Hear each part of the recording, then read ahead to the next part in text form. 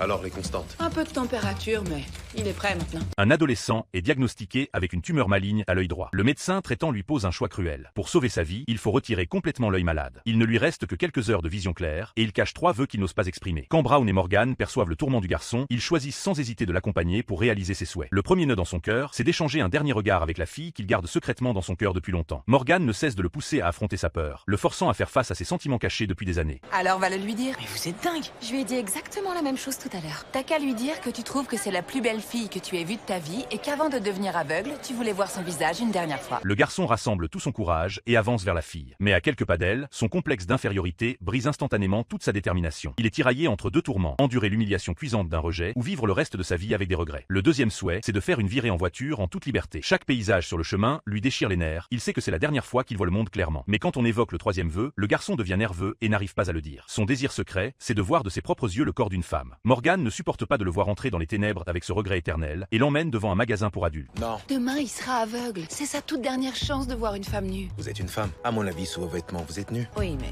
je suis sa sœur. Malgré toutes les supplications des 2 médecins, le vigile reste inflexible et refuse de les laisser entrer. Le compte à rebours avant l'opération approche, l'intervention vitale est imminente. Mais le garçon reste figé et refuse de céder, son obsession surpassant son instinct de survie. Dès qu'il entre dans la chambre, la déception qui bouillonne dans ses yeux est impossible à cacher. Morgan voit immédiatement la peine et la brisure que le garçon ne peut pas dissoudre. Elle fait sortir tout le personnel médical et reste seule pour aider le garçon à accomplir ce vœu inachevé.